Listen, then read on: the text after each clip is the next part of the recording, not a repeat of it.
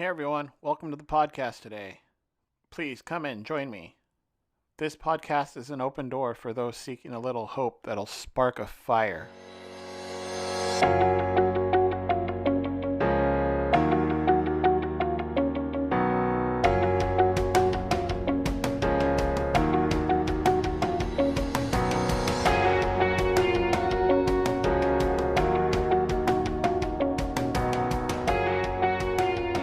This is Spread Hope Like Fire. I'm your host, Tony the Beat. I bring this podcast to you, or at least try to, every Tuesday and Thursday of each and every week.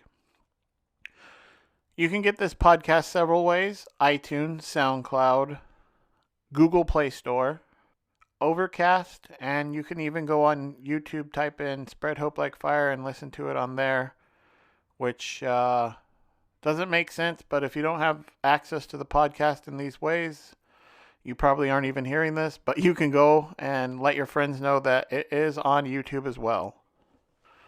A couple ways that I like to ask everyone to support this show is to rate it, review it, Facebook it, Instagram it, Snapchat it, Vine it, MySpace it, LiveJournal it, tell a friend, tell your mom, tell anybody that you listen to this podcast and you love it.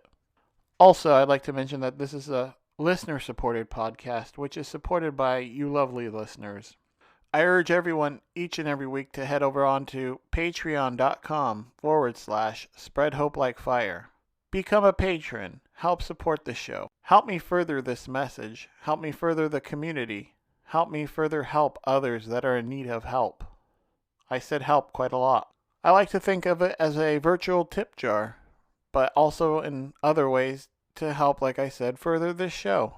Again, I tell you, head over to patreon.com/spreadhopelikeFire. And now I'd like to get into the show. When's the last time you went to the movies? When's the last time you stepped foot on a school campus? When's the last time you attended a concert? Were you shot at?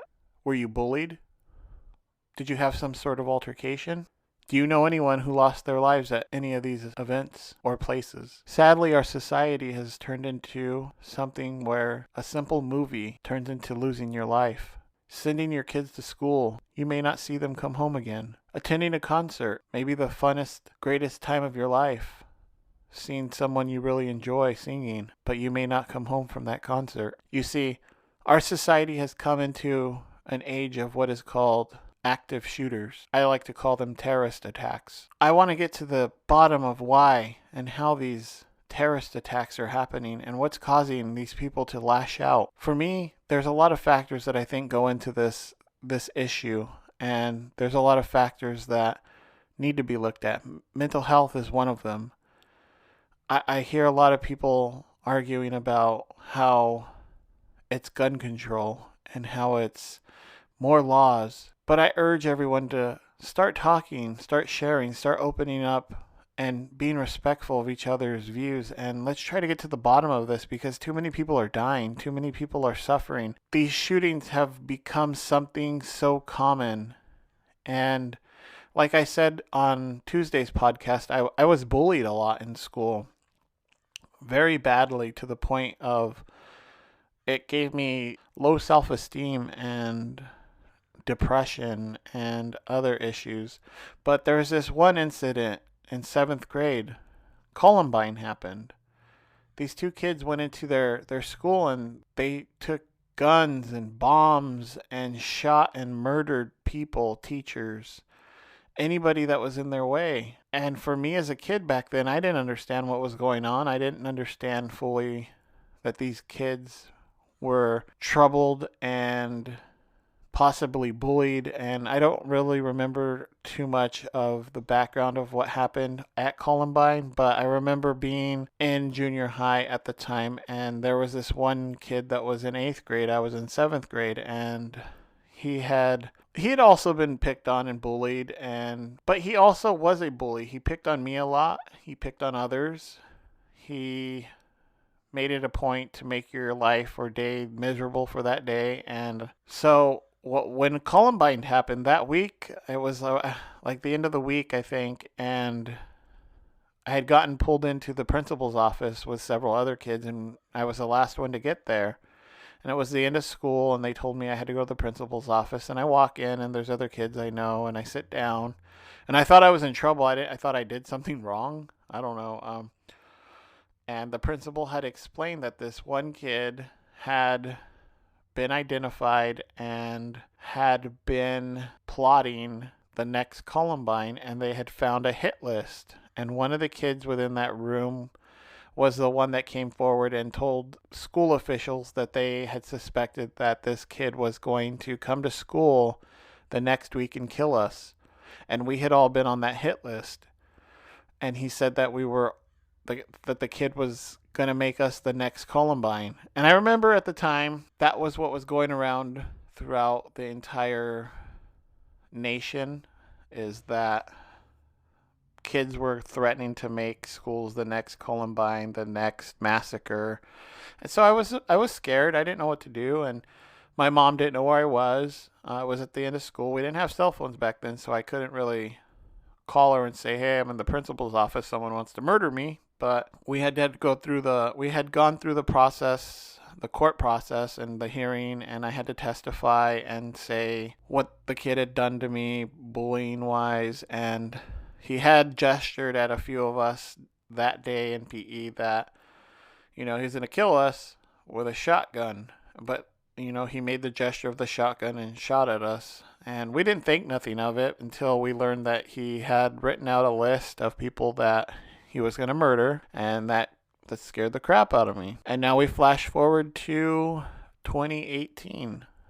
And this is a common aspect of our lives. We can't go anywhere without worrying about what's going to happen. Are we going to make it out alive? I mean, I went from school in the 90s to the early 2000s, and this was all new to us.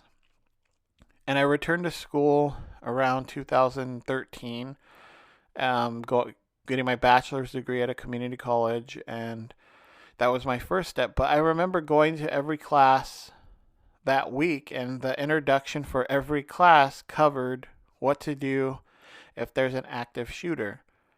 That really got to me. Every class they talked about what to do if there's an active shooter, where to go, how to barricade the doors, how to stay safe. This is what our society has turned into, is this is what you have to do because you never know if there's going to be an active shooter. And so that brings me to my next point, is what has caused people to lash out so much and want to kill other people in this manner. It's a very hard thing to understand, and I think mental health plays a big role in these people lashing out. Society has changed, it's coming off its hinges, and it's something that is normal to us now. I can't go to a movie theater without thinking I'm going to get shot at, so I don't go to movie theaters. And just like school, I mean, that first week was terrifying. Every class, if there's an active shooter, you do this, you do that, you do this. Barricade the doors. To me, I was thinking it's every man for himself, but I just switched into going to online school, a lot safer, at least I hoped. And so society has made this media thing where it's entertainment to a certain extent. You hear about all the lives that were lost, all the rampage and carnage that was left behind, and you can, like Columbine, Colorado, at the movie theater, Orlando, San Bernardino. You hear about all these shootings, and you have the media right there, up in everybody's faces, interviewing people, and they want to know the stories. What happened? How did it happen? Give us the details, and then let's remember the victims. And a week later, 2 weeks later, all these victims, all the events that have taken place with that mass shooting and terrorist attack and active shooting, they're forgotten because they're on to the next event of active shooters killing people. And these other people that were in these events are forgotten, but they're still living their lives. They're still having to deal with the after effects of what they've gone through, that they've survived. They may have been wounded, but they may have survived. They may have been physically wounded or mentally wounded. Either way, they're wounded in so many ways that they can't go on with normal lives anymore because they are stuck with so many problems. Anxiety, depression, PTSD.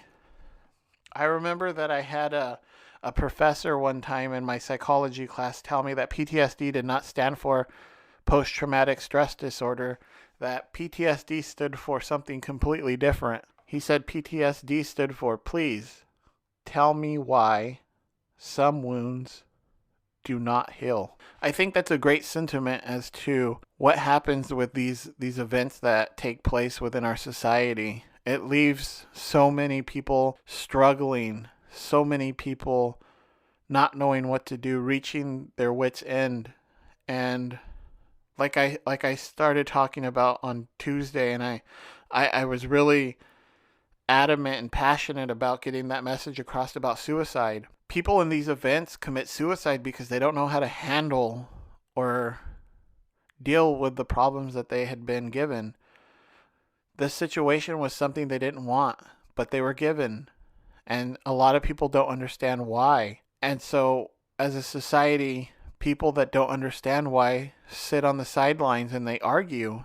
It's gun control. It's we need more laws, stricter laws, get rid of the guns. And then you have people that are in my side that are talking more of mental health, but we're not really arguing. It's more of us that are in mental health, the profession of mental health, and talking about some of the aspects that led up to these events and what these people that have lashed out and committed these massive murders have gone through. And I'm not trying to humanize these people whatsoever. They're still very evil and have spread destruction across so many people's lives, and it's sad, but mental disorders play a large role in a lot of the problems and a lot of the shootings that we see. I feel that we need to come together as a community and as a society and talk about and try to figure out what the cause of these problems are, what the cause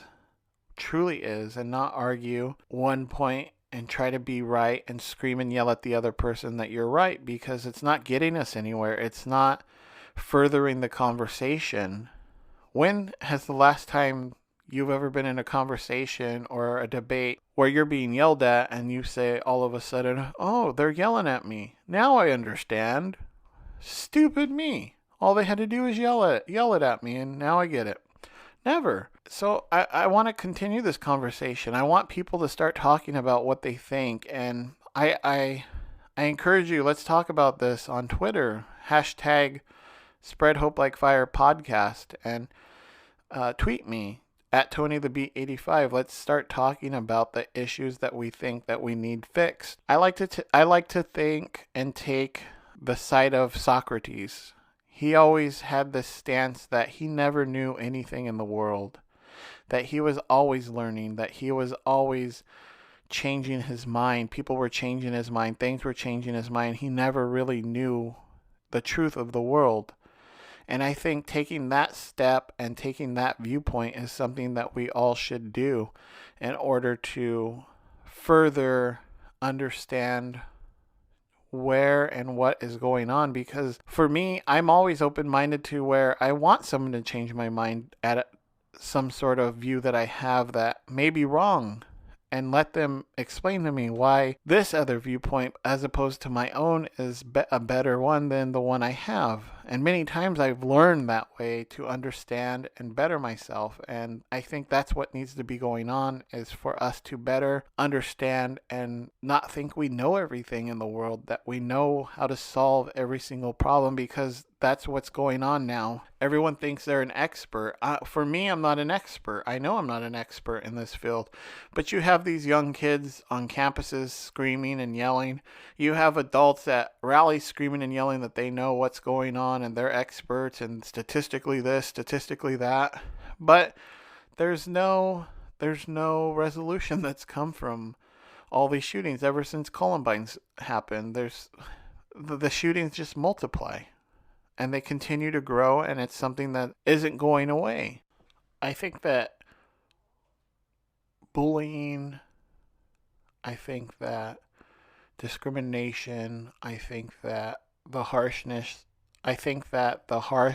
of our society is what has spurred on people not feeling welcome, people not feeling normal, people being segregated to a certain degree and left alone. And when they're left alone without any support,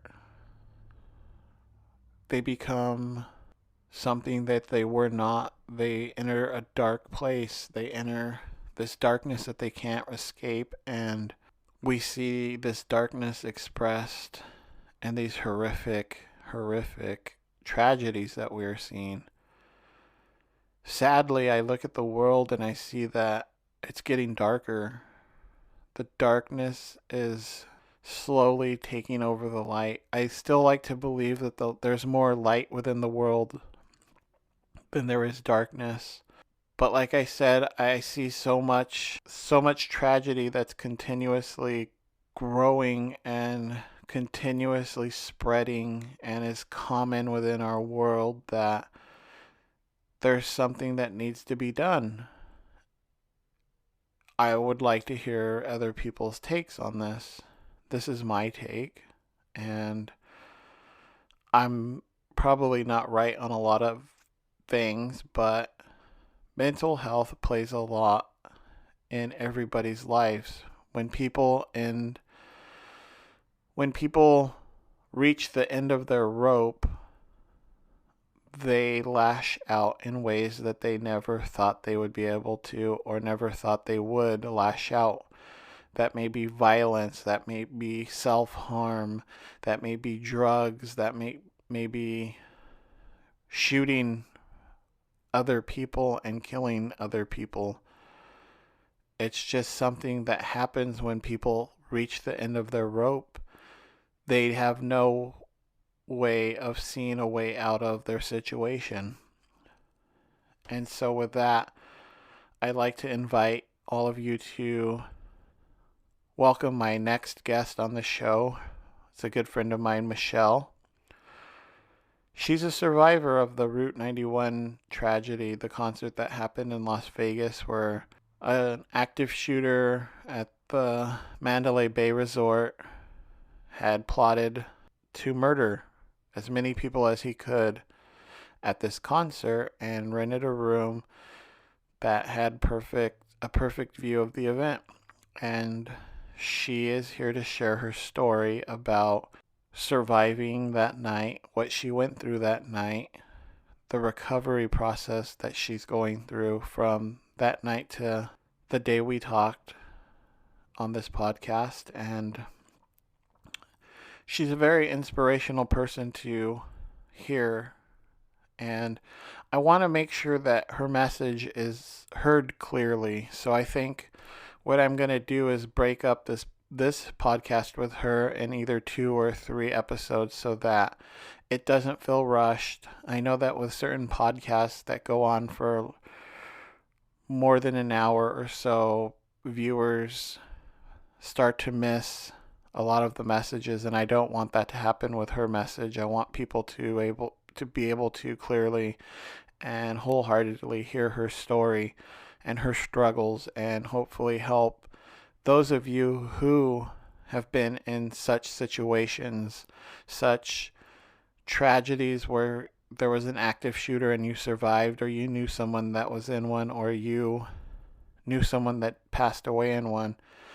And so with that, I want to make sure that her story is heard and heard clearly. So I'm going to break it up and have her on for the next 2 or 3 weeks so that everyone can hear and understand and hopefully gain something from her words and her struggles and her story. And I know it's inspiring. It inspired me, and I know it's going to inspire a lot of other people, and hopefully it's going to help for you to either reach out for the help that you need or get the help you need through just listening to her words on what happened that night. And so I'm very honored to have Michelle on the show, and I'm throwing it over to our interview. So this is part 1 of our interview, and welcome Michelle to the podcast. I remember doing homework.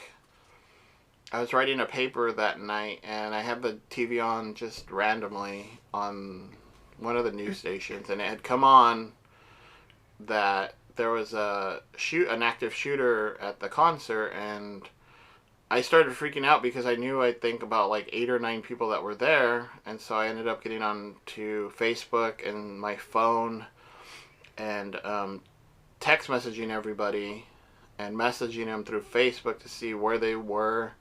And I had never, I mean, most people will turn on the news and see all these active shootings, and no, there's really no connection. There's just, you feel bad or whatever the case is.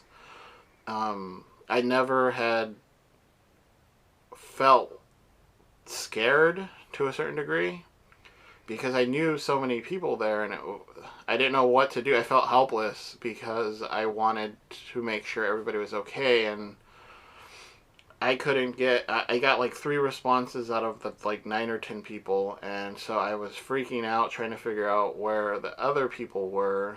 And I remember thinking, Michelle, I was like, where's Michelle too? Because I couldn't get a hold of you because I don't have your phone number, but I messaged you through Facebook, and I was so worried, and I stayed up that whole night, and I was just trying to figure out where you guys were. And I ended up getting my girlfriend up and telling her too, like, there's a mass shooting going on at that concert, and the twins are there, which are mutual friends of ours, Hope and Faith, people we've worked with, and we didn't know how to process what was going on, and it was so scary for us, but not just, it was a different fear from actually just seeing what was going on and seeing the tragedy and seeing people being trampled. And I felt hopeless. I didn't know what was going to happen. I was hoping and praying that somehow everybody would be okay, but you could tell just with like the pictures, right, the video, people weren't okay. Like, they were running out, there was blood on them, people were being carried out. And I remember going to school the next day, and we do check-ins because of just us being in the mental health field, and everyone knew I was just kind of like out of it. And so they came to me, and my professor was like, hey Tony, like, are you okay? And I was like, no, I still have like 2 friends that I haven't heard from, and I don't know if they're okay. And they were involved in the shooting, and so we talked about it, and we were just talking about all the aspects that go into this topic, and how we all agree that there should just be some middle ground to help other people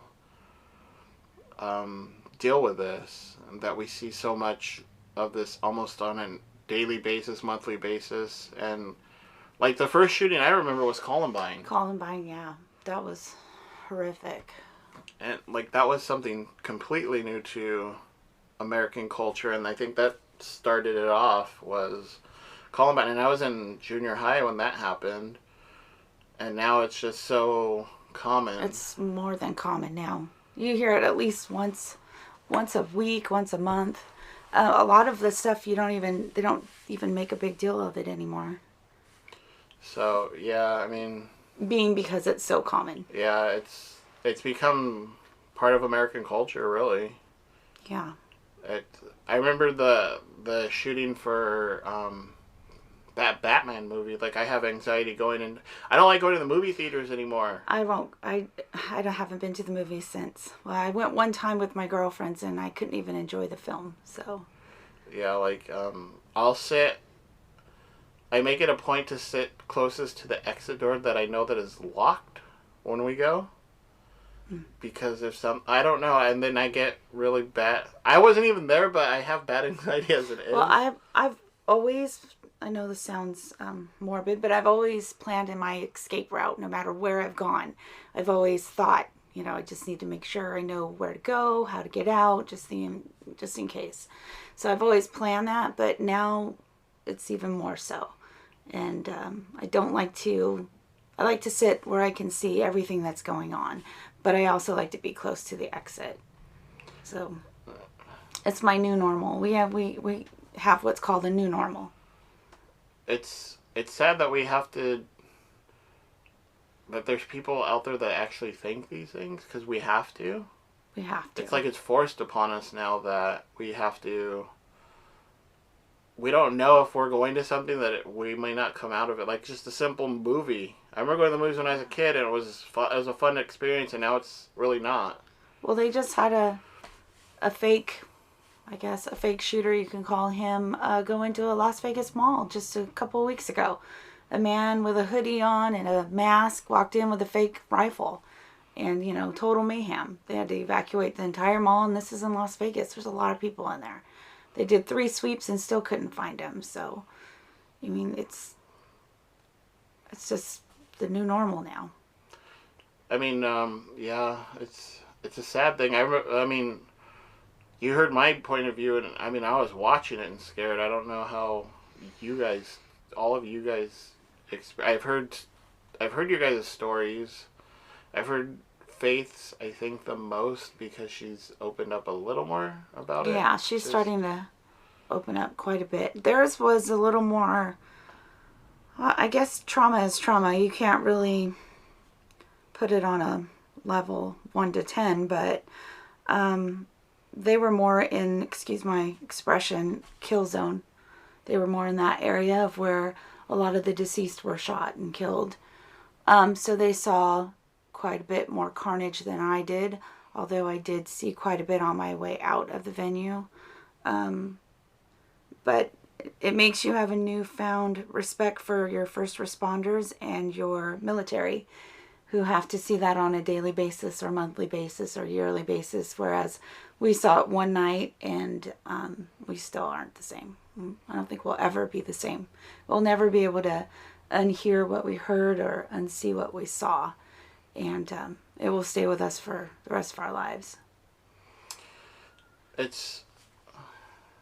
I never thought I would know anybody in, like, a event that took, like, an active shooting type of thing, and to know that I know, like, 8 or 9, I think it's, like, 8 or 9 people that were there.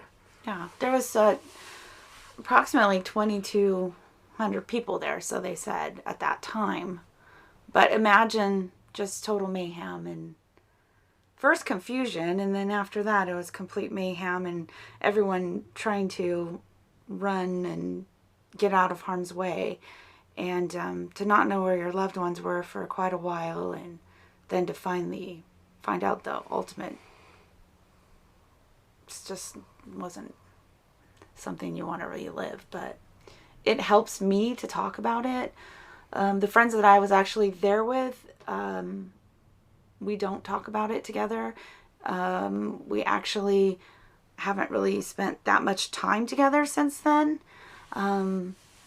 Everybody deals with it in its own way. Mine, I wanted therapy right away. I wanted to face it head on. And I tend to talk about it a lot because it helps me heal. Whereas they like to not deal with it. They don't, and that's just their way of handling it. And that's fine. Everybody has their ways. But, and I guess it could be annoying or inhibiting for them to heal if I'm talking about it a lot. But for me, it's what's helping me heal. So. Yeah, talking about it really, it lets you process things more quickly, I feel, and acknowledge what happened. I mean, most people don't want to relive certain events in their lives, especially something where you're seeing other people being killed. Right. And I remember, like, seeing I remember Vanessa, which is our mutual friend. She was excited to go, and she was posting like that week. She was getting ready. She had her boots ready, and then I seen the twins, Hope and Faith, which is also our mutual friend. They were getting ready to go, and everybody was excited. And I seen on through Facebook all these posts, getting ready for Vegas, and then I seen all your guys' posts, Right. how happy everybody was, and then I remember the picture of I think it was you and Vanessa. Yeah. I remember that picture, and you guys. I was like, oh, well, I'm glad they're all having fun, and I mean, I like going on Facebook because there is a lot of negativity, Right. that I don't like going on. But when I do go on, I like seeing everybody's having fun, and just seeing that my friends and family are enjoying life. And I mean, contrast that from being so happy and excited and seeing that build up to Sunday night. Complete devastation. And it's... Yeah, and they were all there, but we weren't there together. I had gone with my group of friends, they had gone with their group of friends, and Vanessa and her boyfriend Roy had gone together. And unfortunately, I didn't even get to see the twins the whole weekend long. And Vanessa and I had just met 20 minutes before we were running for our lives.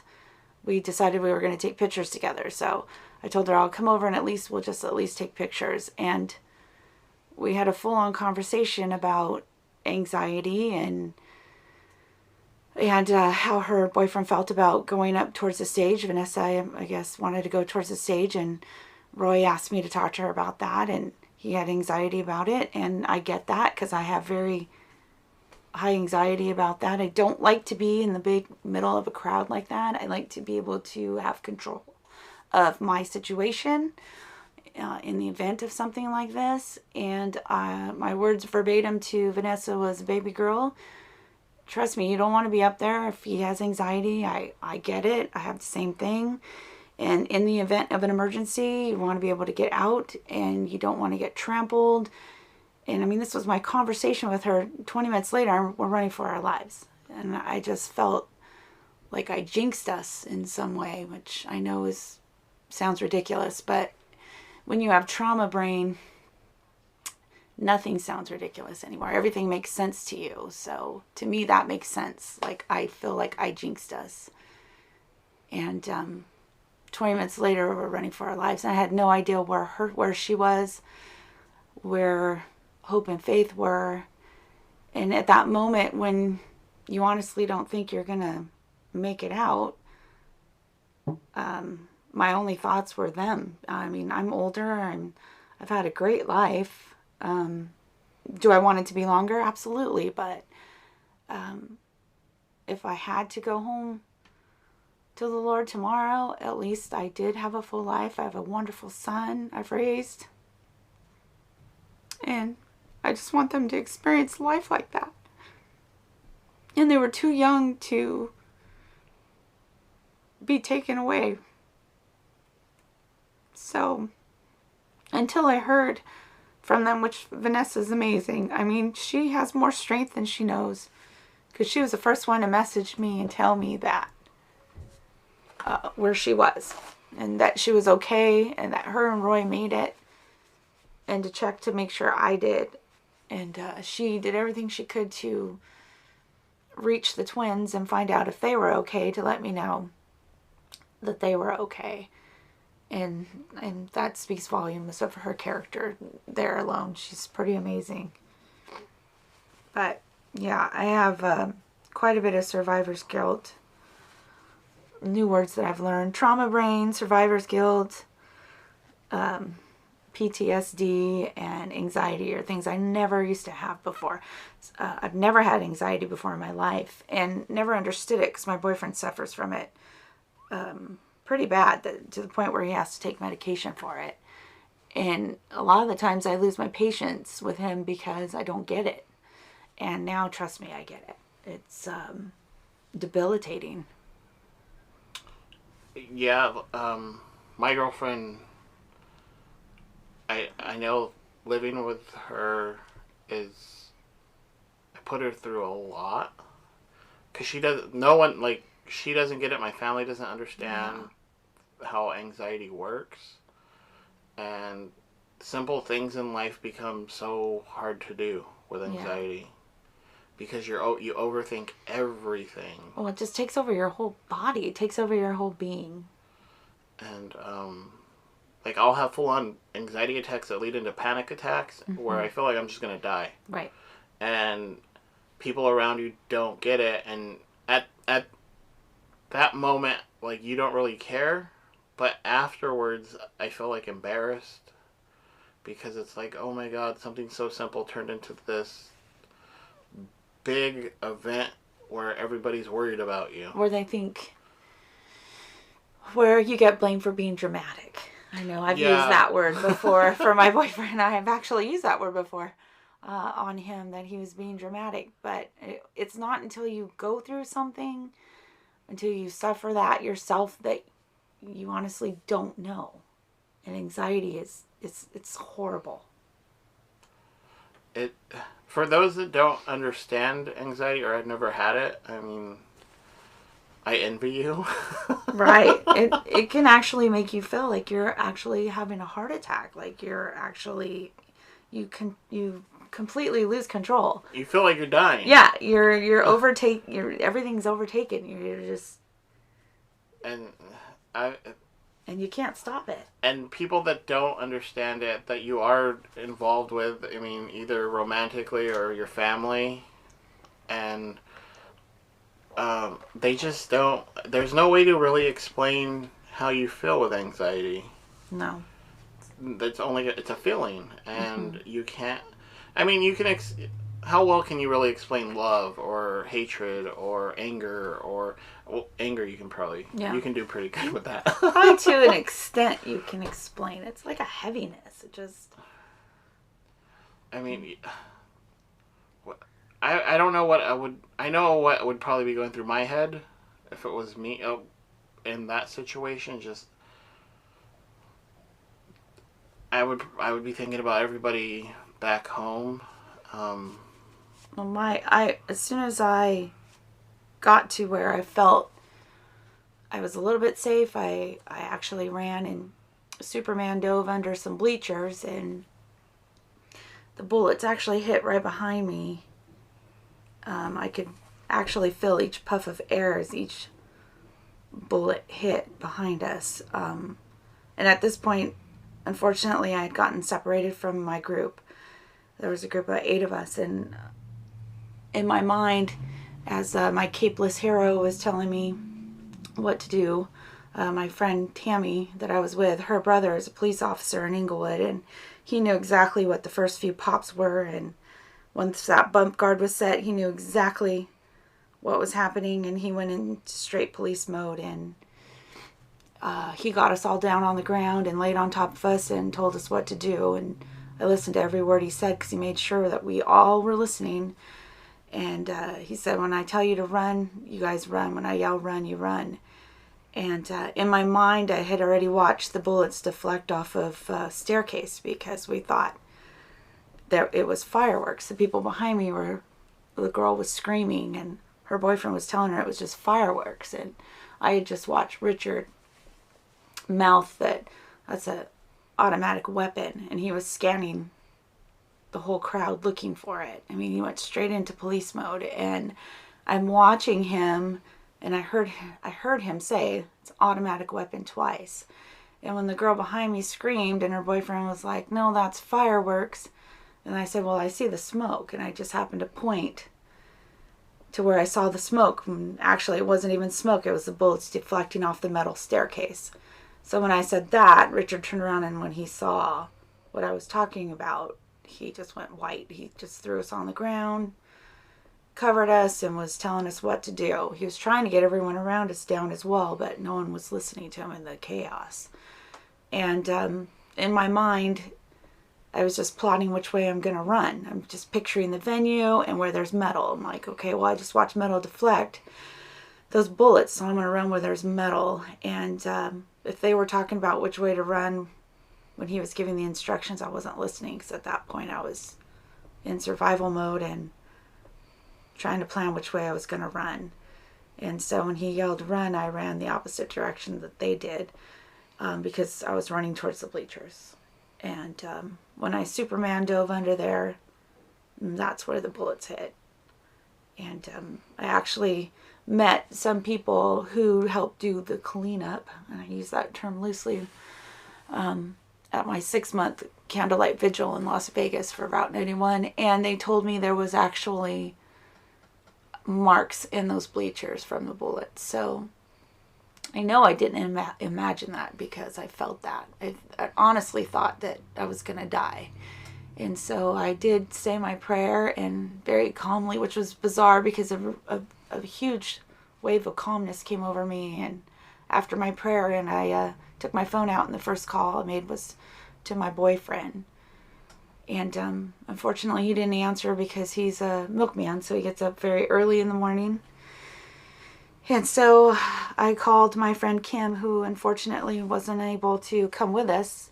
She was supposed to be there, and thankfully she wasn't, because I know her. She would have been right there front by the stage, and I wouldn't want to lose her, so I'm very glad she wasn't there. But I called her so she could tell my son goodbye for me and tell him how much I loved him and how proud I am of him.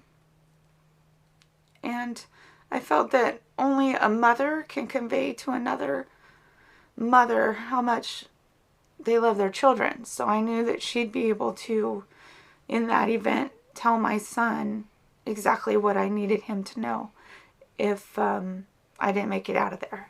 And because there was no way I was going to have my son listen to that racket behind me, or have my son possibly hear me get shot. Because at that point, we didn't know where the bullets were coming from, and the venue was so loud, it's wide open, and there's echoing. It legitimately sounded like there was bullets coming from every single direction all around us, and like there was nowhere safe to run. Actually, that's what it sounded like to me. But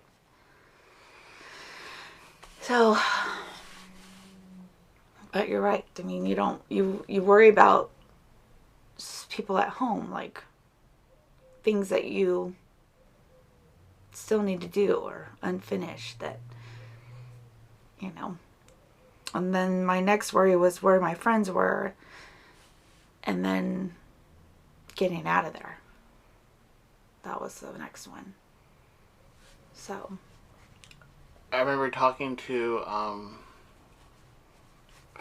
Faith, and she said that she got back to me that night, and she said that she wasn't really making sense. All she said was, I'm in a hotel room, I'm fine. We got pulled into a hotel room, I'm fine. Yeah, they actually were in I want to say it's kind of like a timeshare place. They made it out, and a really nice security guard, I guess, broke down a door for them, a glass door, and so they were able to get in to where the rooms were, or little mini suites. And I guess they banged on doors until someone would let them in. This nice couple took in about 30 or 40 of them, from what I understand, and kept them safe for the rest of the night. So she said that also after the fact, when I talked to her when they got home, that she was climbing fences, jumping over hurdles, right, barricades, and from the bleachers, where did you go? Well, I was under the bleachers the whole time I was making these phone calls. The funny thing is it seems like I was under there for hours, but honestly, we were out within minutes. Bodies were falling on me. And the whole time these bodies were falling on me, I was thinking that they were shot, because the bullets hit right behind me. So I was thinking that they were dead bodies or possibly injured people falling on me. And all I could think of was, well, this is good. This is really good, because they're going to protect me. And if the shooters come, they'll think I'm dead too. So I'll be safe under here. So I'm just going to stay here. And they weren't injured at all. They were actually Superman diving under there just like I did. So But you don't know that until after the fact. I mean, you kind of go into this like tunnel vision, and it's kind of like a dream where you don't really have the sense of reality. You just, it seems like it's forever, and you have all these scenarios going in your head, but you don't really know what's right or wrong. Does that make sense? Yeah, it's kind of like time stands still. Right. And at that point, my friend Tammy was calling me. And she's my other capeless hero. She kept calling me, and she wasn't going to stop until she found me. Because, like I said, I was separated. And she told me that I needed to get out from under those bleachers and make it out of the venue. And I was convinced I was just going to stay there and wait it out. But when she said, Richard said, we all have to get out, then it was like, well, Richard saved me this far. I need to listen to what he says. So somehow I wiggled out from under all those people. I don't, honestly, to this day, don't remember how I got out from under all of them, because I was legitimately under a bunch of people. And I came out, and it was just like trying to merge into traffic. I just remember that was just complete mayhem.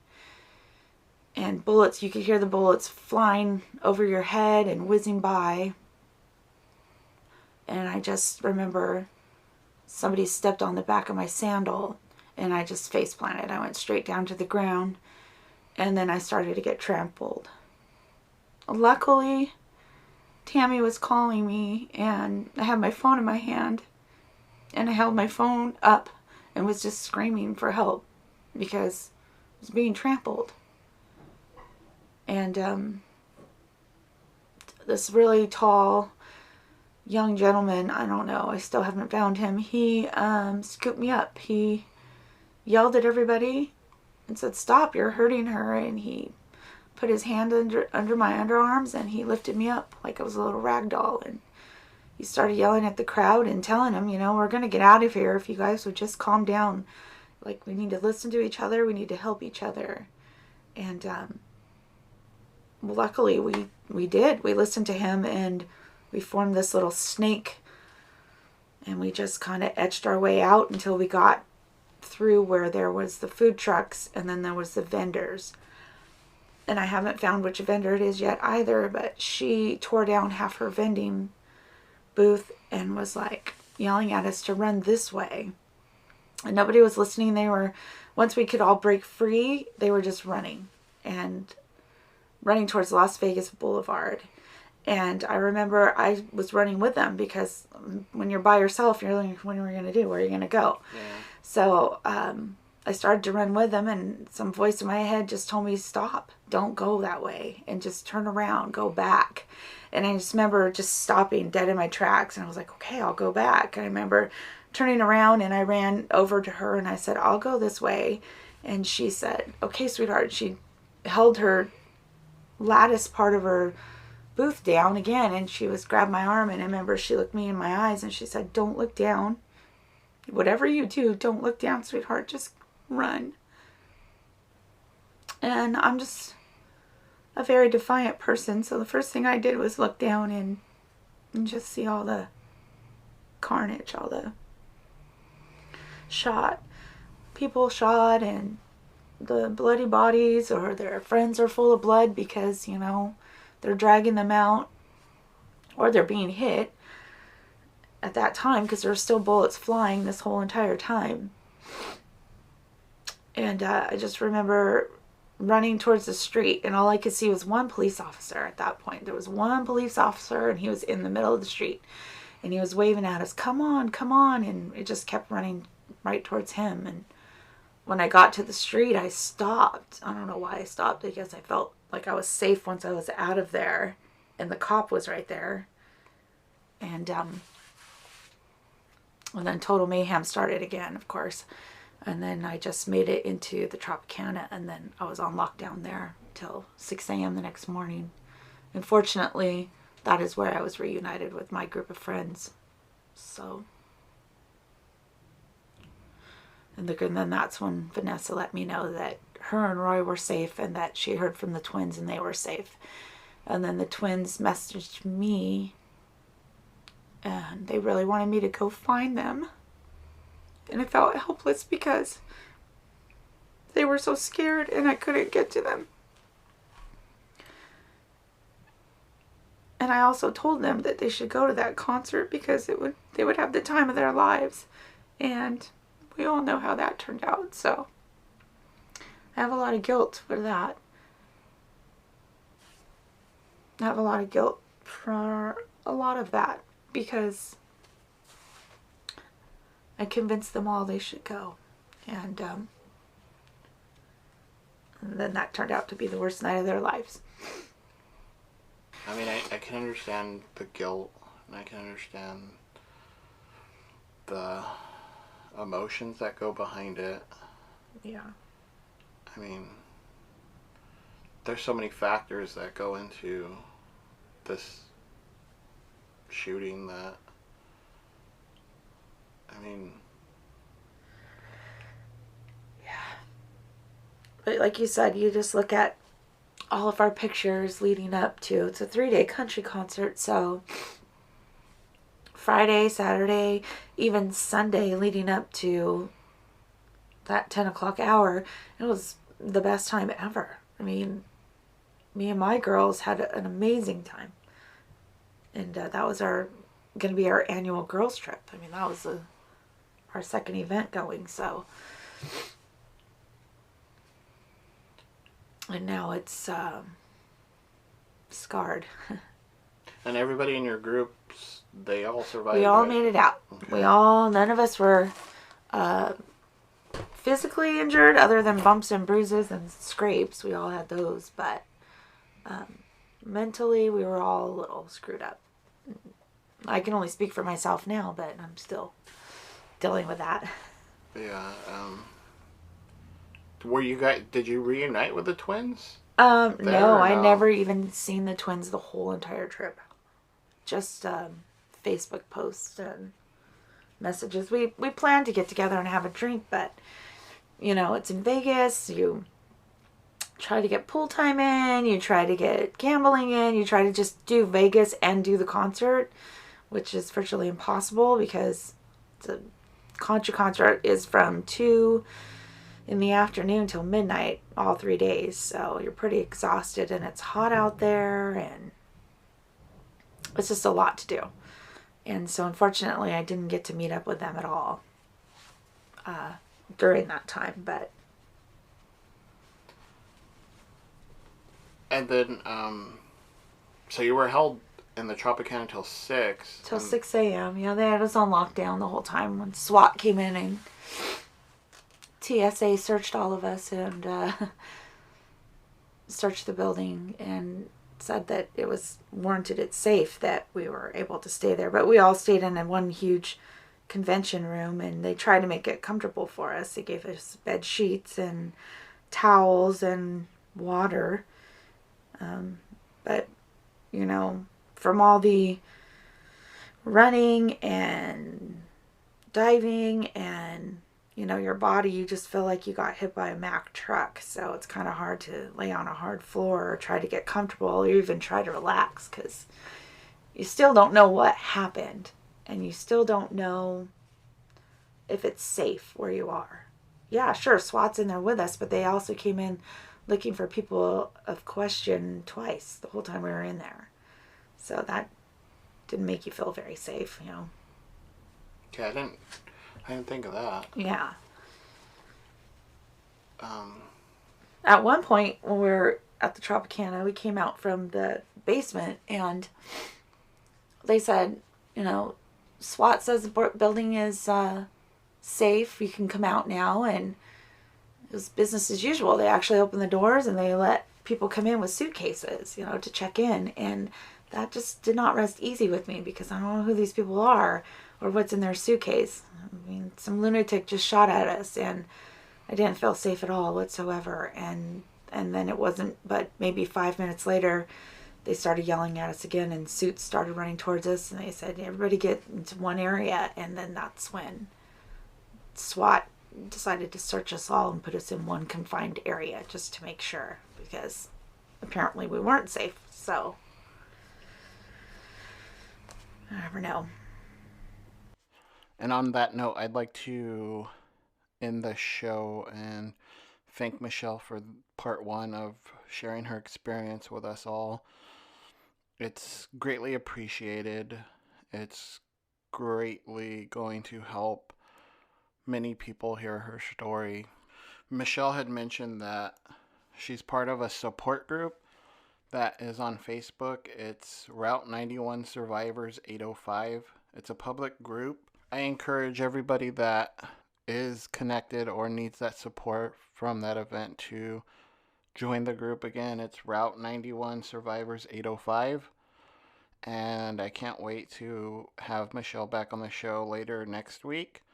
And she's going to talk about more of the aftermath of the experience that she went through dealing with this tragedy. And I'd like to thank Michelle once more.